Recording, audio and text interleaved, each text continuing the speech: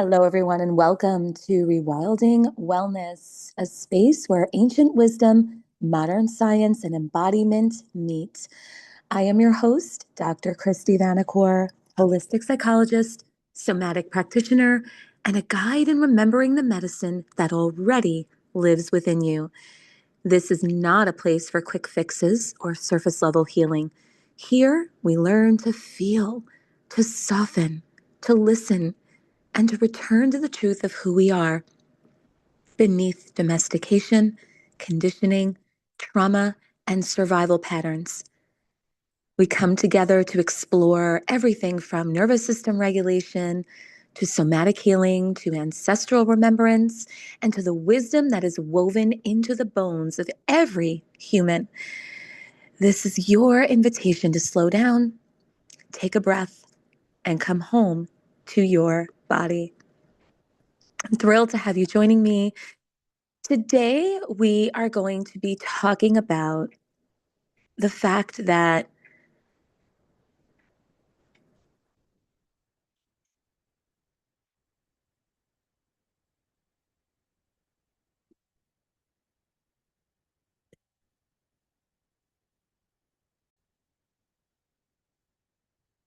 you can't think your way into a new life. You can't affirm your way out of old patterns.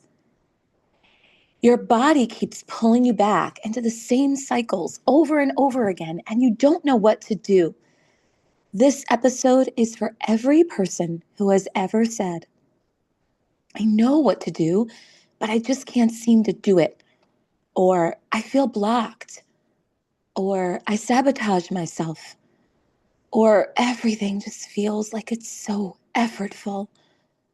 Or no matter how hard I try, I can't stay consistent. I hope that by the end of today's episode, you will learn that there isn't anything wrong with you. Your willpower is not weak. Your subconscious mind is not sabotaging you, but your body is trying to protect you. And today, I plan to teach you some of the exact somatic practices that I use with my clients that dissolve these blocks from the inside out. So, thrilled that you're here. Let's dive in.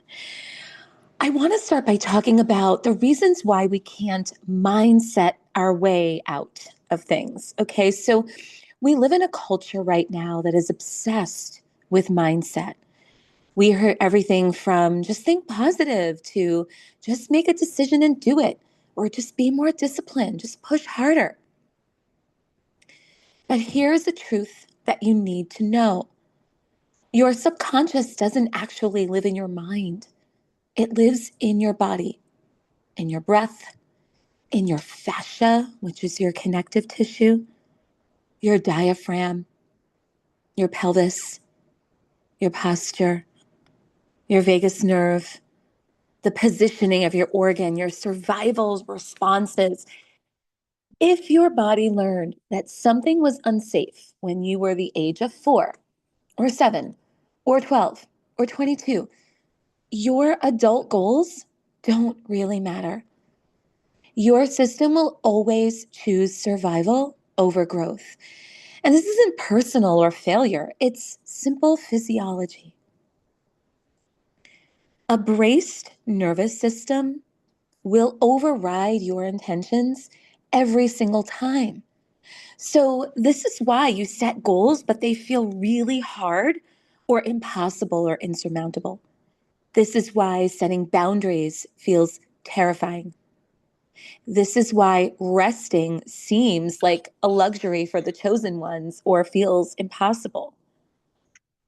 And this may be why visibility makes you panic, or desire triggers guilt or shame, or intimacy feels overwhelming, or your creativity feels blocked, or habits don't stick. You're not lacking motivation, you're lacking safety. Now, we're going to talk more about what this safety means. But before we do, I want to talk about the 4 survival states of the nervous system. Now, again, this topic I could spend, and I have spent, days and weeks on this topic. Okay, I teach classes on this. So this is meant to just be a very simple overview to just begin to get you thinking about this, okay? So let's go quickly through the 4 survival states of the nervous system. You may have heard of these: fight, flight, freeze, fawn. So let's start with fight. This is when the system says, I must push through. Okay? The fight response activates when your body senses a threat that it believes it can overpower. Now, how does this feel practically? Well, this feels like irritation or anger. You might experience tension in your jaw or your fists, racing thoughts, pressure in your chest, the need to control or fix everything. Perhaps shallow or short breathing or difficulty breathing. How this shows up in your everyday behaviors include perfectionism, this sense of urgency that you're always racing the clock, snapping at loved ones, having a short fuse, impatience, feeling on edge. So this state of fight, it's not about violence, it's actually about mobilization. Your system wants to protect you and wants to restore safety. So it's trying to mobilize you to take action. Okay, so that's the fight state of the nervous system. Now let's spend a couple moments talking about flight. Flight is a system that says, I need to get out of here. Okay, the flight response occurs when your system senses danger that it believes it might actually be able to escape. Now, how does this feel? This feels like anxiety, restlessness, the tapping legs, the tapping arms, the tapping hands, that inner agitation, the difficulty sitting still, racing heart, constant overthinking, difficulty relaxing, feeling the need to flee, to get away, to escape, hiding out in your room when company comes over. Okay, so it shows up in everyday life in the behaviors that cause us to stay really busy so that we can avoid feeling. The times we overschedule ourselves or procrastinate, or we engage in the compulsive scrolling on social media, we are distracted. So flight is your body's attempt to run toward safety. Okay, so remember, in all of these states, the body is simply trying to find its way back to safety. Okay, third state of the nervous system in a dysregulated state is freeze. This is the system that says, I can't move, so I've got to shut down. Freeze happens when the system senses danger that feels inescapable or way too overwhelming to fight against. This feels like numbness and disconnection and detachment and dissociation from your body. You may feel heavy or stuck. You might experience a great deal of brain fog and exhaustion and full-on collapse. So this will show up in your life as burnout. You might even have moments of being really flat emotionally, feeling out of it, or feeling immobilized, unable to make decisions, unable to think clearly, unable to take action. It's like a functional paralysis. And freeze is not a state of failure. Again, this is your system's way of trying to restore safety. And it does this in the flight response by trying to help you conserve energy. Excuse me, freeze response. Realize I think I said flight there. Right? So freezing, not taking action, is your body's way of conserving energy to keep you alive. The final state of dysregulation is fawn. This is the one that is less spoken about And yet it's probably the most common that we see on a daily basis. And this is a system that says, if I just keep everyone happy, I'll stay safe. So fawn develops when safety depended on pleasing people, being agreeable, or being invisible, likely earlier in your life. And this looks like feeling guilty when you set boundaries, or fear of conflict and confrontation, a pressure to be good, anxiety if others are upset with you or upset in general, and an overall loss of your sense of self. And the behaviors that we see are the people pleasing, the over apologizing, right? The endless sorries, avoiding confrontation, prioritizing others' needs over your own, morphing yourself, shape shifting just to be accepted. So, fawn is another survival strategy, and it's one that is relational. It shows up in how we relate to those around us. Now, please keep in mind, these states are not failures. They're not flaws. They're not even personality characteristics. So many people say, well, this is just who I am. No, it's not. These are adaptive responses that your system created to keep you alive. And the goal of the work is not to fix these states. It's to understand them, to honor them, and create enough safety so that your body doesn't need to live in them any longer. That's how we end the patterns and break the cycles. Now, I want to talk here about this idea of being blocked, these subconscious blocks. Again, a lot of this language now, we are living in a world that is very overly therapized. Many people are in therapy, which again is wonderful, okay? But a lot of this has really just become, this trendy language that people throw around. Oh, I've got subconscious blocks. And a lot of people don't even know what they're saying. So let's define subconscious blocks here, okay? So these are the things that get in your way, right? When we say I'm blocked, I want to take action, but I'm blocked. I want to think about things differently, but I feel blocked. Okay, so these are not limiting beliefs. Sometimes we think, oh, I've got all these limiting beliefs. They're not limiting beliefs. They have nothing to do actually with your mindset. They're not self-sabotaging thoughts. Okay, subconscious blocks are actually survival strategies that your body created to keep you alive. So when people say, I'm blocked, I'm sabotaging, I can't follow through, they're really describing survival patterns. These are not psychological or personality flaws. So let's look at some of these blocks. So people pleasing, that's the fawn response of the nervous system. Procrastination, that's the freeze response. Overachieving, that's fight. Avoidance, that's flight. Okay, numbing, that's the shutdown, that dorsal shutdown of the nervous system. Perfectionism is just protection. Staying small and playing small, that's a safety strategy.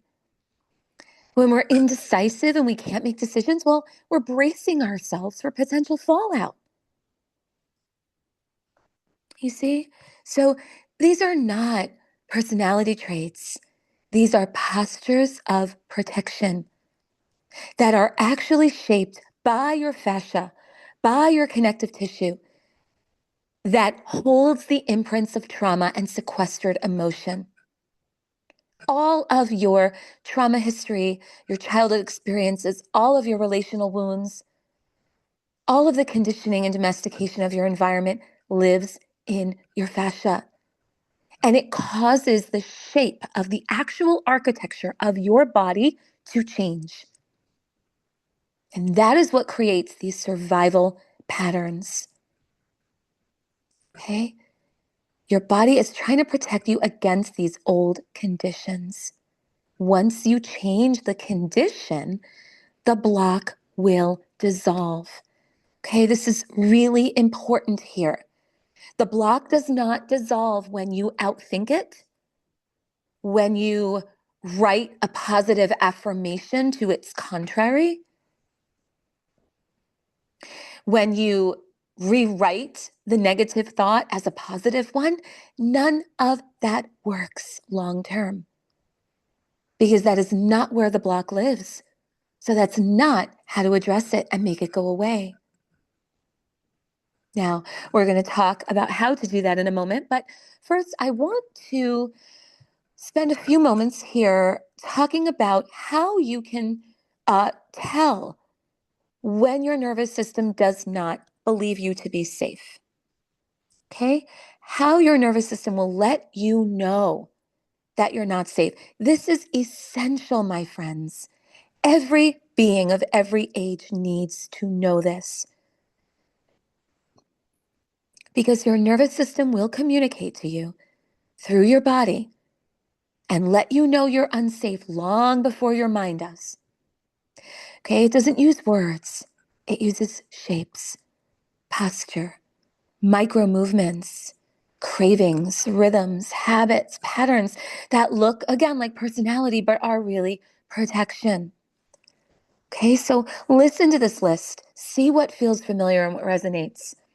Okay, so one of the ways that your nervous system lets you know you're not safe is number one, the shapes that your body makes. Okay, your body communicates threat through its architecture, through the actual shapes and forms of its structure. Think about sucked in belly, okay, when you're trying to disappear or stay small. Think about shoulders that are jacked, elevated towards your ears because your system is protecting itself, embracing itself. Think about your jaw being tight, your fists being clenched.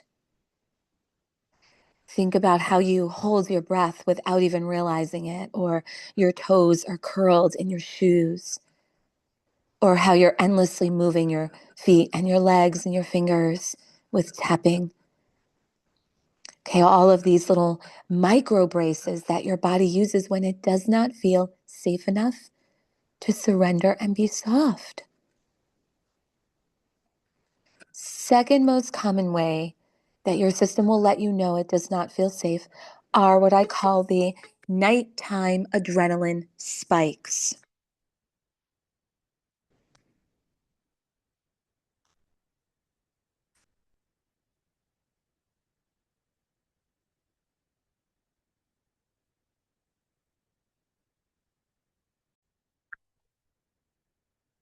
The nighttime adrenaline spike. So, this is when you don't actually feel tired until like after midnight. You may get a second wind right before going to bed. So maybe you start cleaning or organizing the house, or maybe you go to the fridge and start mindlessly eating. You feel wired and tired, but you can't stop. Maybe you start binge watching your favorite shows on Netflix or scrolling on your phone. These are all signs that your body is still in a state of hypervigilance. It's staying on guard and it's staying on alert because your body does not feel safe enough to surrender to rest. So sleep is unable to come in.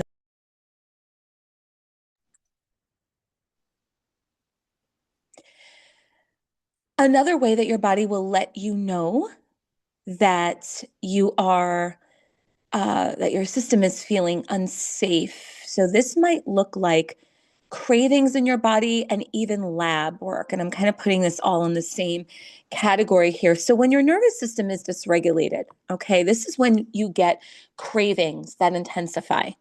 Okay, so you might be wanting to snack all the time or feel hungry all the time. You might be looking for salty snacks or sugary snacks to soothe yourself. You might be eating while distracted. If we were looking at lab work, your blood sugar levels might be dysregulated, and you might be able to tell just from feeling that in your body. So what happens here is your blood glucose levels may rise, your cortisol levels disrupt insulin, your mineral levels get depleted. So these are not food issues. These are not primarily metabolism issues. It's your body responding to being in a state of chronic activation. Okay. Another way is that your body may give you these afternoon energy crashes. So have you ever experienced this situation where by like 2 or 3 o'clock in the afternoon, you are tired, yet your brain is like overstimulated? So you're overthinking, but your breathing is more shallow. You feel so depleted and drained. You're totally crashing. And you look to grab some kind of food, some kind of sugar to bring you up, right? And again, the issue is not food issue usually. The issue is not that your body is necessarily tired. It's that your nervous system is tired because it's been locked and loaded all day and it just needs a break. It's begging for a break. Another sign is when you wake up anxious. Have you ever popped your eyes open first thing in the morning? You've been asleep all night and you pop your eyes open in the morning and all of a sudden you're bracing. Maybe you're clenching yourself. Maybe your jaw hurts because you might be grinding your sleep at night. But you wake up and you're already tense. And you're already thinking of all the things that you have to do in the course of a day. You're already feeling wired. That's a sign that your system is actually in a sympathetic state, in this dysregulated state all night. And that your body may never really have truly powered down. So then the cycle just continues the next morning. And then you go into one of the next things, which is skipping breakfast and relying on caffeine to get you through the morning. This is not just a behavioral thing. Oh, I need my coffee. I need my coffee. It is an addiction, but it's an addiction that is a trauma pattern. So a body that's stuck in survival mode suppresses hunger cues. So you were supposed to wake up hungry. You've been fasting all night. But a body that's stuck in survival mode, there's no place for hunger. Hunger is shut down because all of your reserves and resources need to go towards safety. So a body in survival mode, hunger is suppressed. You're craving stimulants and you're confusing stress for energy. Coffee becomes a replacement for a regulated nervous system. Okay. Another sign is if you're suppressing your emotions. Now, a note I want to say about that here with emotional suppression, and I talk about this a lot. I write about it, I post about it. Most of us don't want to suppress our emotions. Okay, we don't want to. But life moves so fast, right? With work and the kids and endless phone notifications and emails and errands and deadlines. And we don't actually have opportunities to get quiet long enough to feel anything fully. And when that happens, our emotions get swallowed. We kind of say like, okay, I have to postpone this. I can't deal with this now. So we store it or we minimize it or numb it or we ignore it. We swallow it. Not because we necessarily want to avoid feeling, but it's because we never learned how to take the time and what to do to move back into safety. Okay. Another sign is that's related, all of these are related, is the numbing patterns. Think about all the times when you reach for your phone, for food, for alcohol, for Netflix, for staying busy, for overworking, overcommitting, overhelping, endless scrolling, multitasking. And you hide behind the badge of honor of being a responsible, hardworking person. But guess what? You're reaching for these things not out of responsibility. You're doing it because your nervous system can't tolerate the intensity of your unprocessed emotions. Your nervous system can't tolerate you being still. Think about it from a survival standpoint. If you have a predator chasing you and you stop, that predator is going to kill you. That's what your system believes. So it keeps you moving. So this is all why the nervous system work matters. And when I say nervous system work, this is not bubble baths. This is not all the breath work hacks that you see on TikTok. Okay. This is not, tips for stress management or mindset shifts. It's not about just calming down. It's about teaching your system how to return to safety so that it can expand. It's not about improving your motivation. It's about expanding capacity to handle what life is throwing at you. It's not about forcing yourself to push harder. It's about creating a body that can actually hold the life that you're trying to build. And know that this work, this begins small. This is not these big, I've got to go take a 7-day nervous system training or I have to go on a retreat. No, these are micro habits. These are micro practices that begin in the day-to-day moments. So it's establishing consistent routines instead of chaos. It's grounding yourself when your system's like, oh no, here we go again. Like, okay, how do I come back to ground zero to be safe? It's letting your body feel supported instead of judging it. It's interrupting the bracing yourself with taking a deep breath. It's recognizing those shapes in your body. It's recognizing the sensations that your body gives you as signals, not emergencies. This is how you start to build coherence in your nervous system. This is how you send your system the message that sensations are not threats and that you are safe and that you can soften, you can receive, you can rest. And once the body feels that consistently, then everything that you want for yourself becomes possible. Okay? That's the work that we're doing here. Okay? So I want to start to introduce to you now some of the really simple and approachable somatic processes that I use with my very own clients, with my very own body. Okay? And, again, this is something that could be bigger, right? And there's so much more to say. But I want to just give you some very simple, accessible practices that you can start integrating now. Okay.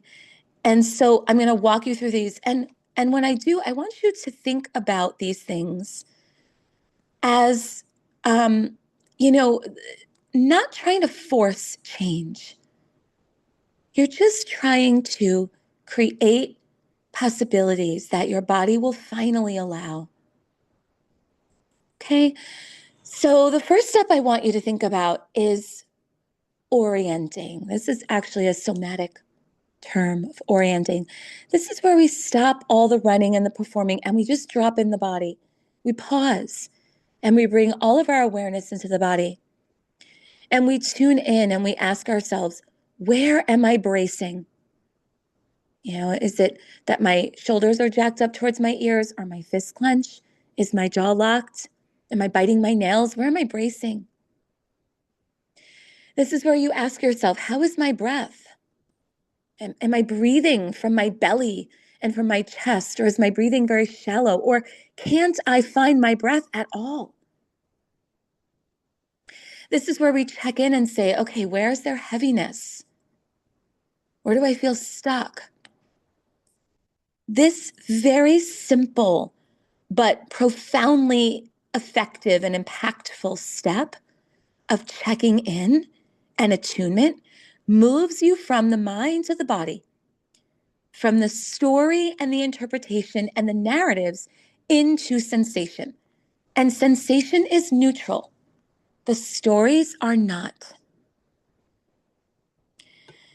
Okay, so the second step now, before we can shift anything, right? We've got to, so we brought ourselves back to the body. Well, now we have to let the body know that it's safe. So some very simple, but again, profoundly effective things that you can do. Slow down your exhale. Breathing in through your nose and slowing down your exhale. Counting if it helps. Count down from 8, 8, 7, 6, 5, 4, 3, 2, 1. Okay, slow down the exhale. Another simple but profoundly impactful step. Place a hand on your heart and a hand on your belly. And bring your awareness there. Feel the warmth of your hand touching your body. Okay? You can also do a gentle hum.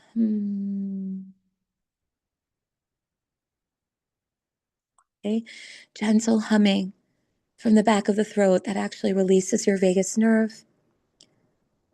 Lets your body know that you're safe. Press your feet into the earth and really feel all of the points of contact that your feet make with the earth. Soften your jaw.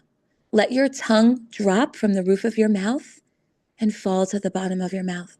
All of these seemingly simple but profoundly impactful movements open the vagus nerve and tell the body it is safe for us to be here. Okay? Next step here is when you begin to notice the blocks in your body, the physical stagnation, the stuckness, the tightness. Maybe it's pain in your shoulder blades.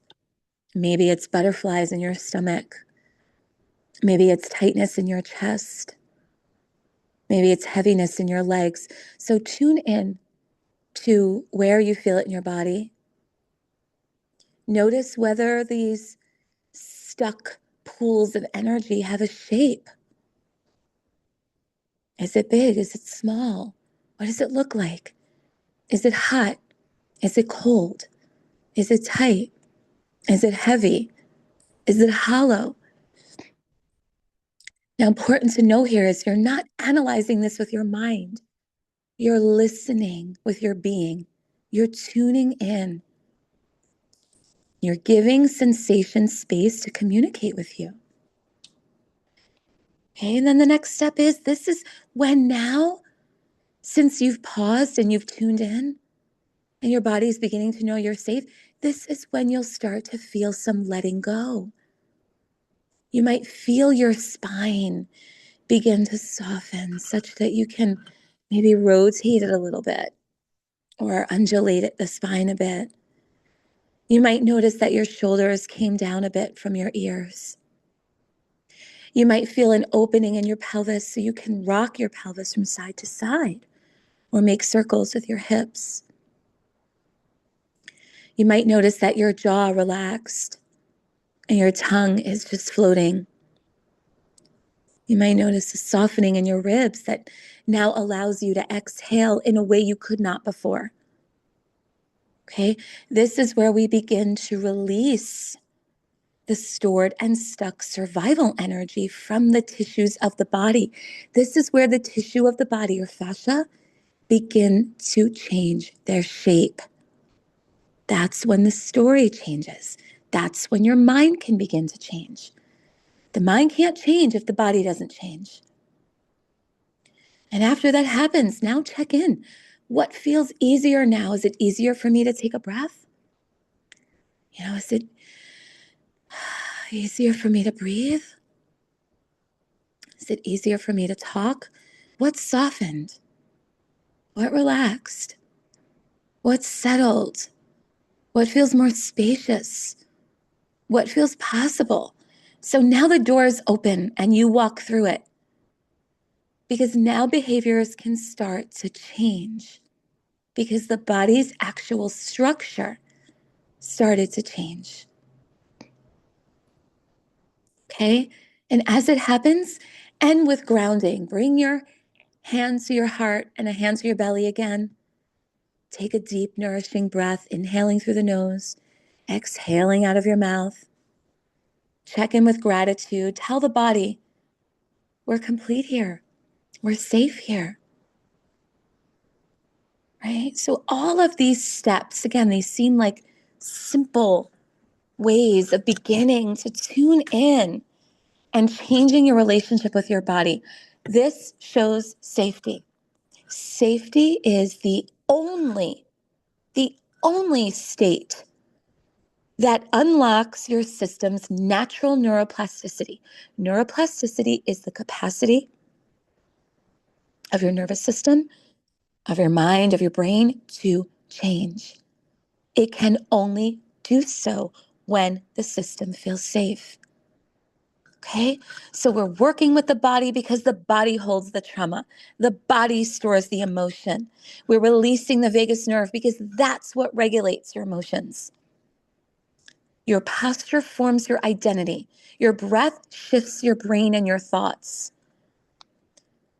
Change in behavior requires a change in the state of your nervous system. That's why this method is the only one that works. Okay? That's why.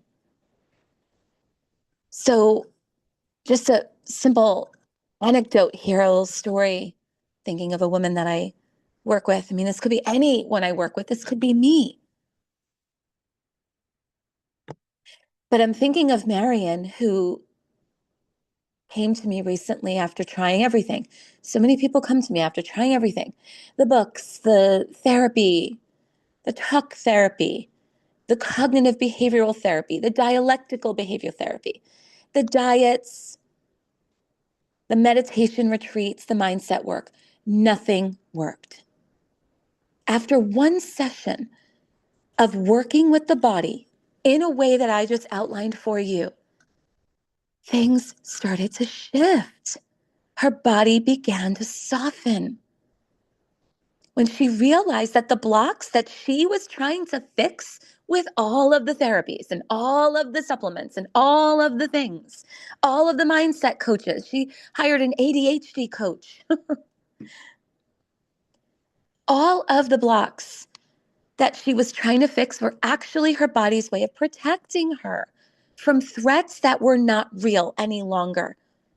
They were real earlier in her childhood, but she never gave her system the message or the memo that they were gone. And her system didn't know any better. So she was living her life braced for danger. So everything that she was trying to manifest was stuck and unavailable to her. In our session with this beautiful somatic work, her pelvis opens. Feeling it now in my own body. Her rib cage opens, her jaw relaxed. Her entire sense of herself shifted. We didn't have to do anything with willpower. No positive affirmations were necessary. She just returned to safety. This is the power of this somatic work. So if you have been trying to change and nothing sticks, if you have been feeling blocked, overwhelmed, shut down, looping and looping the same patterns repeatedly, please know, my beautiful friend, it's not your fault. Your system is simply waiting for safety before it lets you become the person that you want to be. This is the gift that somatic work gives you. Okay? If this episode has spoken to you today, please get in touch with me. Okay? Get in touch with me. If you want some more one-on-one guidance, I'm here for you. Or get in touch with me. Give me the feedback that this was helpful.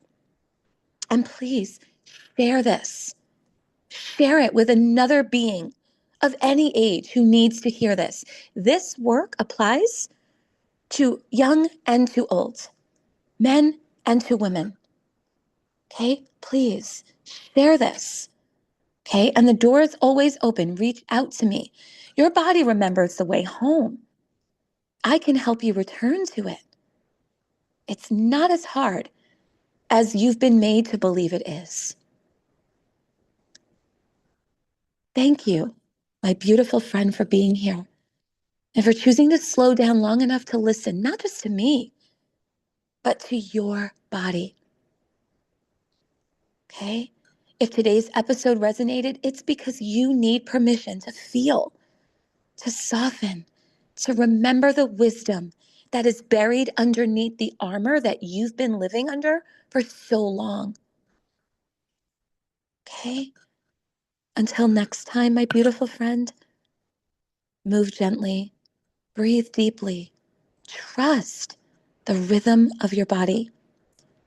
Stay tender, stay true, stay wild.